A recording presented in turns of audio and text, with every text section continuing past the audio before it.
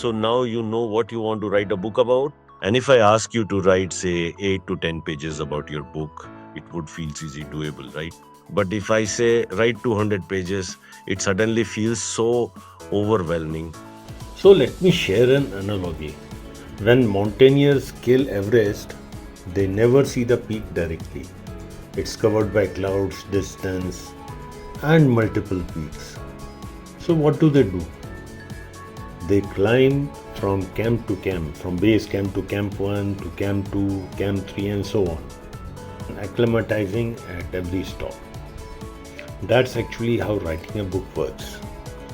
You don't climb the whole mountain, you just stay focused on your next camp, the next page, the next chapter, the next action, and the next idea, maybe. Once you've decided your topic, give yourself a broad target, word count maybe. Don't worry about the industrial standards or these many words. So, for reference, I can tell you that fiction books usually range between 60,000 to 80,000 words. Non-fiction often starts with 50,000 words or maybe more, with an average of 225 words per page. That's about 265 pages for fiction and 225 pages for non-fiction. These are some general benchmarks. If you can do that, wonderful. But even 70-80% of that goal is perfectly fine. Some of the best-selling books I've seen are under 20,000 words. The key is not how long your book is, it's how it connects. For context, my longest book is around 44,000 words and my average length sits between 32,000 36,000 words. And it's okay. Readers today often look for shorter, more direct reads. So decide on your target word count just for direction, not pressure. Don't worry about how you'll reach it yet. Now that you have set your base camp, let's talk about how to actually write that long. Let me share how I usually write. Suppose I have set a target to write 40,000 words. Remember, this number is not about filling pages, it is about just to express enough to stay relevant. Let's say I decide to write about holding team attrition. I would break it down the book like this. 1. What makes employees stay engaged? 2. What makes people quit? 3. How emotions play a role? Anger, fear, connection.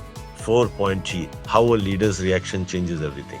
5. Research and insights on team attrition. 6. What can be done to retain people? 7. Who is responsible for retention? 8. Best practices from other workplaces. And 2 on. Then I would assign approximate weight to each chapter in words. Once I know the broad outline, I would list topics inside each chapter. Also, over time, my mind automatically starts connecting examples, situations I've seen, stories I've heard that fit perfectly in different sections. You may do the same for your book. Break it into chapters which immediately come to mind. And I assure you, you would get many more as you write the book. And here's the approach summary. 1. Break it into parts. 2. Be consistent. Even a few lines a day keep your thoughts alive. 3. Write anything that comes to mind. Ideas rarely arrive in order. Capture them before they disappear. 4. Don't overthink. Write what comes to mind. 5. Reconnect often. Read your notes, revisit your fragments. Your book grows each time you do. And 6. Stay kind to yourself. There is nothing like author's block. It's just the rest time. Now coming to editing, you may first do self-editing by reading the draft twice, maybe thrice. Then leverage apps for grammar and readability checks. It would help to stay objective and not get overwhelmed. At time, humanize miss errors. And yes, there's something every new author should know. A book actually has 2 more parts, the front book and the back book. The front section includes your index, dedication, acknowledgements about the author, and disclaimer. And the back section carries references and something readers always check. Your blurb, make that blurb your best. Sometimes your blurb decides whether someone even opens your book. So write it like it's your invitation, honest, intriguing, and slightly better than your content inside. Because book lovers always read it first.